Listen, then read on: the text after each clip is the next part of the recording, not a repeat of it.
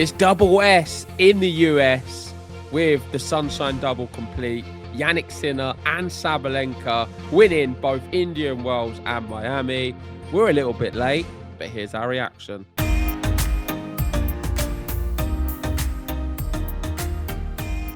That's right. We are a little bit late, but we are here with another podcast. We're back together again, and there's a lot to talk about, a lot to unpack, and the big two names, like you said in the intro, the two S's, Sabalenka, Sinner.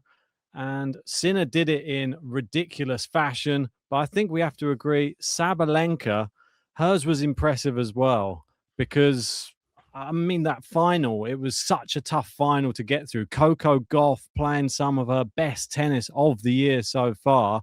And she normally does quite well against Sabalenka in the big matches, but there's just something's changed. She's got that ring on her finger right now, Sabalenka.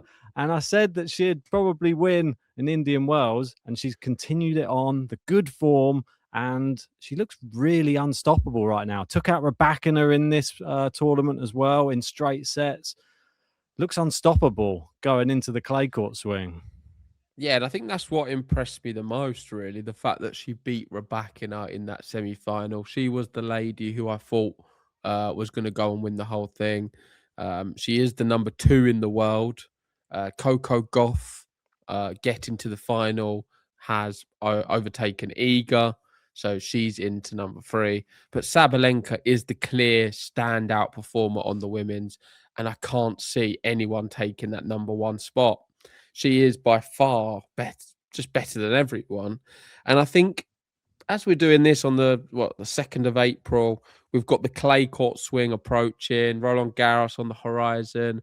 That's going to be the real moment to see where Sabalenka can, where her game's at. Like, are we going to see an Iga come back into the mix? We know how good she can do, how well she plays on the clay. Some of them other players as well who are quite dangerous. Where's Sabalenka going to be? Clay's not her best surface. She did win Madrid. Was it last year or the other year? But we know she's done well at Madrid in the past.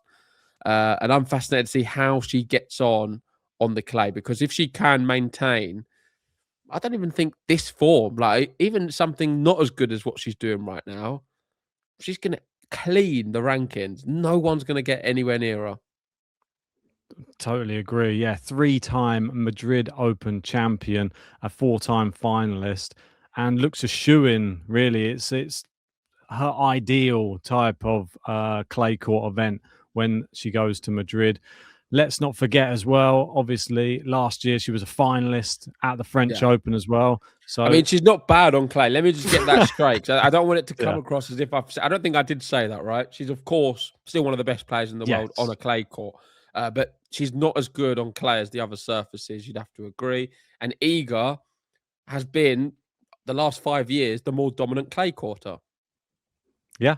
Sabalenka did really well to beat her in the semi-finals of Roland Garros last year. Remember that bagel that she served up to Iga in that final set as well. And then a really, really close final against Coco Gauff. But this is where maybe she's turned the corner a little bit. I think Coco Gauff's a really interesting head-to-head with her when they're both playing their best tennis. They were 6-all coming in to that Miami Open final. And I didn't know which way it was going to go. Even though Sabalenka's been that dominant, the way that Coco Gauff beat Mukova, she absolutely annihilated She Mukova. always beats Mukova. I spoke about it. I don't know if you saw my preview. I spoke about all of this. And it just was going to always go that way. It's more of the same. I did think there was a bit of jeopardy in this in the final. I did predict straight sets despite that.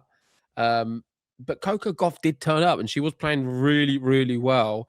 And this is a Coco, in my opinion, who you need to watch out for Roland Garros. When she plays at this level, she is a contender to win anything. However, I think there's still some consistency problems with her game. Yeah, and when you're up against somebody with the power of Sabalenka, she's just too powerful, too clean. And when she puts it all together in one set, she's taking that set. I don't think it matters who she plays against in the women's game. Coco Gauff, she made it a bit of a fight. She really, really did well in that second set in the final in Miami. But when Sabalenka, I think that's the one thing she's changed in her game, which has impressed me the most, is she used to fall apart when the chips were down. But now she sort of found this way of turning matches around, and she likes coming from a losing position and actually fighting her way back to win big third sets these days. So Yeah. obviously people are going to look and they're going to say, oh, but what about maybe like the Australian Open final? But then again, she just won a really, really epic one in Indian Wells. So there's always going to be close when you've got big hitting, very, very consistent tennis players at the top of the game on the women's. But she is the most consistent, I'd say, across the whole calendar year. That's why you see she's amounted that many points. Camera back in a hang with her for the rest of the year? That's the question. But I think the way she started has been flawless up until now. These first 4 months of the year, I suspect that this is going to be a bigger gap. If we wind on another 4 months and we get to sort of 2/3 of the year, I think it's going to be a bigger gap, and no one's going to be catching Sabalenka. I can confidently say right now, without an injury, Sabalenka will finish the year-end number one, and I think she is going to come really close to winning all of the slams. How can she cope when it comes to semi-final, final stages? We've seen her crumble time and time again. If you just go up to the slams, there's a lot of finals there in the last few years. She's not been able to get it over the line. Semi-final at Wimbledon too last year. For someone so dominant, she needs to have a few more greens, I think. Why she's in this purple patch. Just one thing on Coco, which I forgot to say, is obviously we saw her lose to Ayala at Indian Wells. And do you remember she cited, I think it was a stomach issue, or there was some injury, some issue she had, which she said she's never encountered before. It was a bit of, there was something, shoulder, forget now. Weird. And she said it's not something she's ever felt before. And the encouraging thing is it hasn't followed on into Miami. So she was okay. Physically, she was playing very well and she was not feeling any problems. So I think her camp will be very pleased knowing that it was just a one-off thing against Ayala, and hopefully for her sake, it doesn't come back.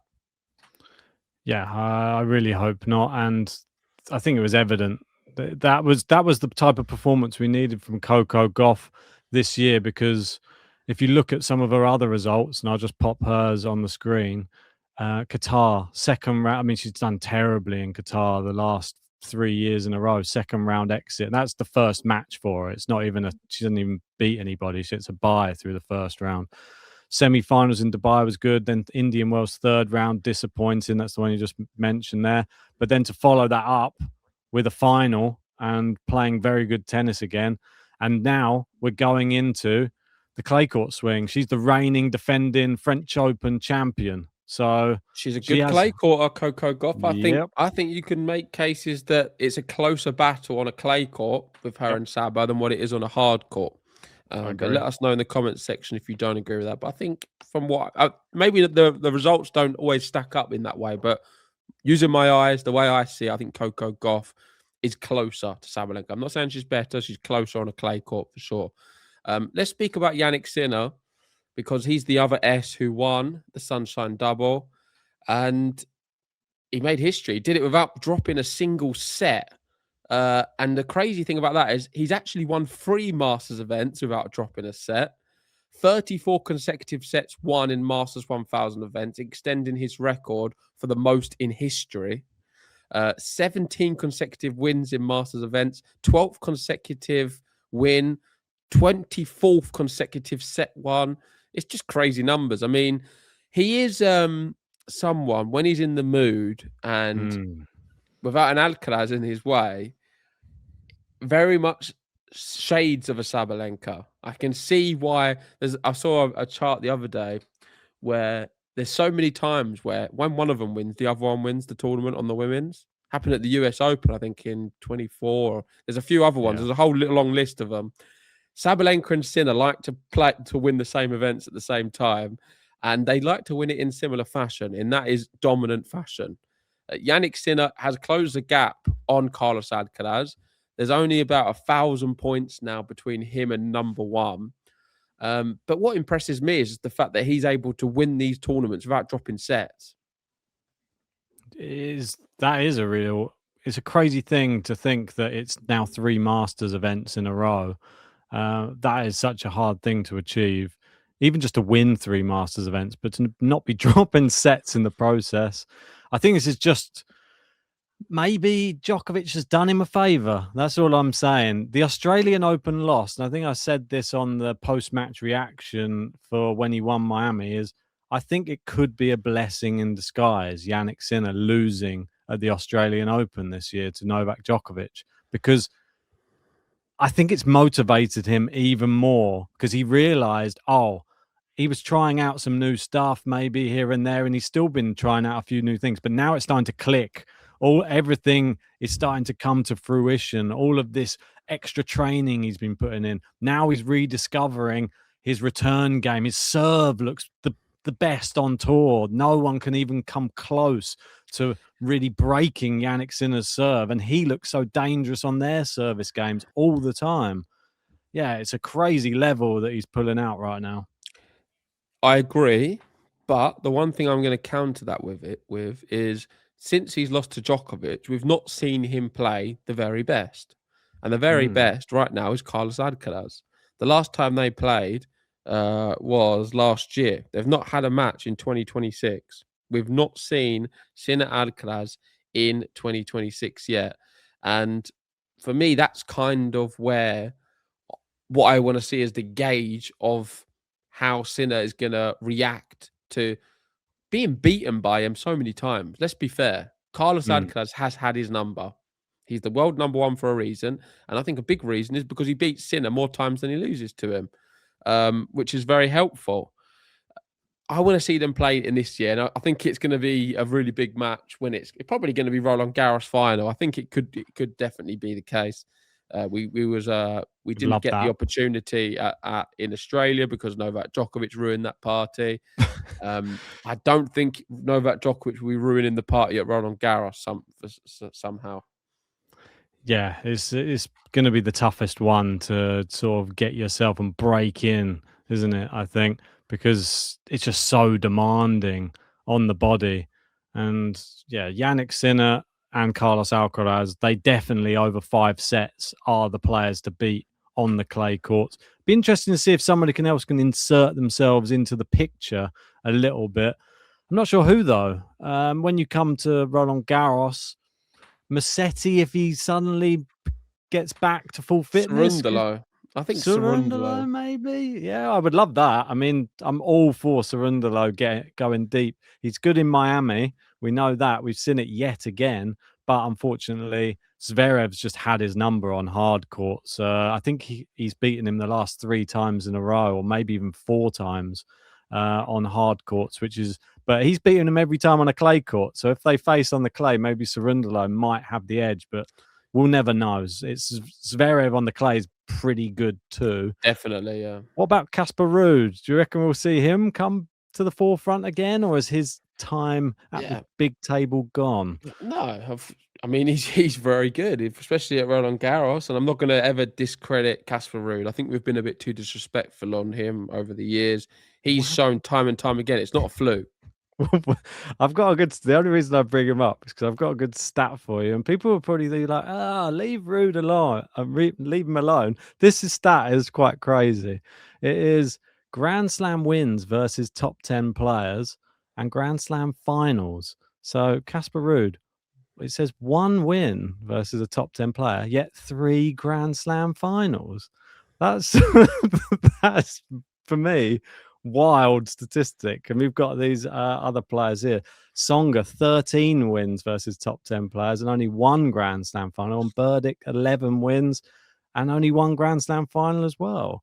That surprised me when I saw this, because I thought, I mean, I'd need to go and actually check this and fact check it, but that seems wild. I mean, the other two had to play against Nadal, Djokovic, Federer. It's a bit tougher, exactly. So I think Ruud has been quite fortunate with some of his draws, but then when he faces Rafael Nadal, gets absolutely beaten to death. I want to go back to Jannik Sinner though. Yeah, well, that's what I'm saying. He gets to the final and gets beaten. Like there's no chance at all in any of them. He even said before the finals, or sorry, after the finals. He said before going out there, he didn't really believe that he could do it. In other words, I don't think he said it exactly like Great that. mindset. But it was very clear. Like he just didn't have it. But I'm not here to speak about Rude or Nadal. Let's speak about Sinner, and I'll speak about his serve. I don't know if you've got the stat which Gil put up, because I thought it was quite good. I've seen you've sent that over. Let me pull that up. Because it highlights everything we've seen with our eyes, but we can finally put it into numbers. I've always said, and it's very clear when you're watching him, in terms of serve accuracy, it does seem like Jannik Sinner and Novak Djokovic hit their spots better than everyone else. Djokovic isn't on this list, believe it or not. And if you just go up, just read what it says so people can see. So this is the 2026 serve accuracy leaders, and it's the average distance from the sidelines in meters. So if you look at it, the best is 0.461 meters, Jannik Sinner. The second best in terms of accuracy is David Goffin. Keep going down. We've got Taylor Fritz, Skulke, and Kovacevic. Maybe surprise you, some of these. Taylor Fritz, I'm not surprised. I was surprised that, say, a Djokovic wasn't higher, because I think his serve accuracy is so good. It just seems like it. But Jannik Sinner, when you're serving, is he serving faster than everyone else as well? Just go up a little bit. I think this is what Gil did say.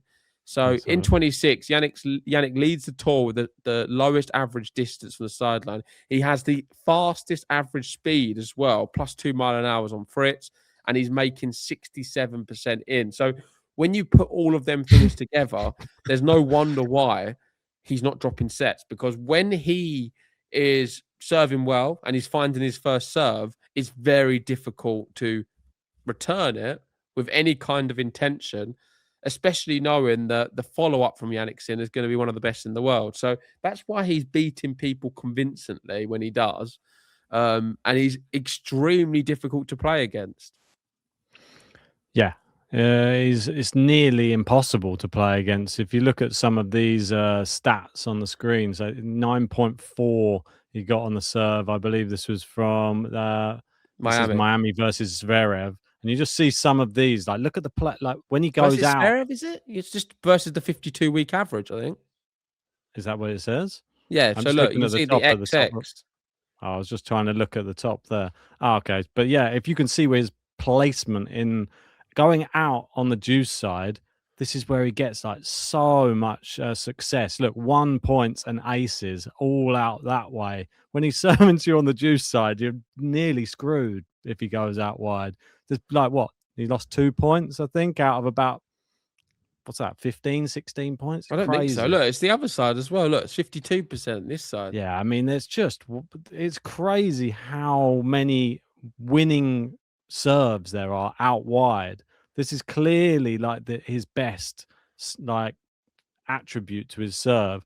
And I think that the one thing that he said that he's managed to master as well is the ball toss and not giving away where he's going to put the serve. So people can't just guess it.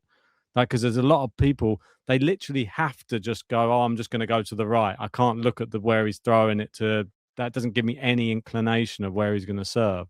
But that must be a really hard skill to master, because serving just accurately anyway is tough to get it on the right spot. But to get it in all of those different spots from the same ball toss must be near on impossible. Well, it's evidently. That's why he keeps winning matches, Ben. I mean, his serve is a cheat code right now. Let's see how it translates onto the clay courts. I don't think it won't have such a big of an impact. But look, a 9.4 serve rating. Crazy. Jannik Sinner is going to take some beating. Most definitely. I thought that when he played Zverev actually played fantastically as well. And it was just still a straight sets loss. That's how crazy that this level of Jannik Sinner is right now. Is some of the best players playing some of their best tennis just can't get over the line against It's not Carlos Alcaraz. Let's wait and see. That's why you need to steady on, because I've noticed so many times on these episodes, Ben, over the years, you always just get so carried away with the last result. And I always try and pick you up on it. And people come on here and say, I'm a Jannik Sinner fanboy and I defend him no matter what. And we see all the comments and you're more Carlos Alcaraz. And then all of a sudden you're not. Then you're anti-card. Then people chop and change. At the end of the day, we just speak what we feel like in the moment, and that's how it is. You either like it or you don't. But you are just going off the fact that he's doing really well now. I'm not the one defending Carlos Alcaraz, but let's wait and see until he plays Carlos Alcaraz. All looking so well now, but he does struggle to beat him. He just has that extra X factor, Alcaraz, that Sinner doesn't face with other players. That's the one bonus Alcaraz has. It's like an element of surprise. He's always improving his game as well. You got to remember, last time they would have played, I was going to say, do you think, I don't know if I've even asked you this question before, do you think that Sinner and Alcaraz, because their level is so high and they play against the rest of the tour, there's probably a level that's around about a 90% and maybe even 70% against some of the players. They can play at that level. They get over the line. They don't need to go to that 100%. Are there some shots in the arsenal which they never, ever bring out until they face each other because they don't want them to know that I've got this in the locker? Do you reckon that they're practicing something that they're like, I can't show this and in any other match, otherwise Sinner's going to know that I'm going to pull that one out against him, or vice versa? No. You don't think so? I think I know what you're saying, but Mm, I think when you're playing at the top of any sport, you do your best on the court. And there's none of this nonsense of, oh, he's holding something back to think. There's going to be times against lesser opposition where maybe you don't have to exert yourself fully and you can just get the job done. We've seen the professional job of all of the top players over the years where, especially the early stage of Grand Slams, they're doing just enough. In terms of like holding certain bits back, the only thing I could possibly think of would be the tactical exchange. So maybe Jannik Sinner will be the way he's returning serve. We saw him very deep returning serve, particularly at yep. India and Wales, in Miami in moments as well, depending on the opponent. I think tactically, Jannik Sinner always looks at the opponent and reads into the way they're going to play the game and adjusts in real time. So I'm sure he will be very tactical in the sense with Alcaraz. So there may be things he's holding back to use against him in a particular surface or condition. But in terms of going out there to try and win, I believe in tennis or in most top sports, players go out there and they do their best. I don't buy this whole thing of like players, everyone wants to win, everyone wants to do their best, and everyone's going to try and do the best shots they can do. I would love to know. I think you're naive to think No, but anything different. but I would love to know if there is just something that they have in the locker that they would bring out for a special Like occasion. what? What are you talking I about? Like don't a know, power like a move? shot. No, just like a shot which they just haven't, but like something that he just isn't ready for, something new that they hadn't seen him do before. Oh, and I would love to know the strategy. Like, how many plans are there? Is there A, B? Like, because if he adjusts and they say, oh, if Sinner adjusts and does this, you're then going to have to adjust and then do plan B. Then if he adjusts and adjusts your plan B, you're going to then have to do plan C. How many adjustments and strategies do they have for different things that their opponent does on the court? So interesting. I'll tell you a good strategy. Hit a tennis ball over the net and try and make sure it lands in. And I It's think much a more lot of the time, complicated. no, I think sometimes you just need to simplify everything. And I feel like it is a little bit more simple than everyone gives it Do you credit think for. so? I think that I it's think it even. is. I think it is. And I think also, I think the tactical element is so important. Mm, Adjusting to your opponent and the way strategy, they though. play, strategy, mentality. I think mentality, of course, is still, if not the biggest by a long way, how you deal with them big moments. Jannik Sinner's serve doesn't falter facing break points. Yeah, it's so He's good. able to, on a second serve, produce something good on down a break point or down a set point. And I think that is a sign of a champion. And he's got that champion instinct. Same with Carlos Alcaraz as well. And I think that is worth more than any kind of power move you're thinking about in your head. Yep, I'm hoping they both got one saved up though, and I look forward to it at the next event. I'm sure we'll both see them at Monte Carlo. I think is the next big one, which we can expect to see them both playing in. And on the women's side, I think we've got a few like Stuttgart coming up. Linz as well. I heard someone's just pulled out of Linz, though, unfortunately, for my top 10. And it is, drum roll, Emma Raducanu. Oh, no. It's happened again. So what do you think about that, Ben? It's getting a little bit frustrating for me with my prediction. This one. Is she just...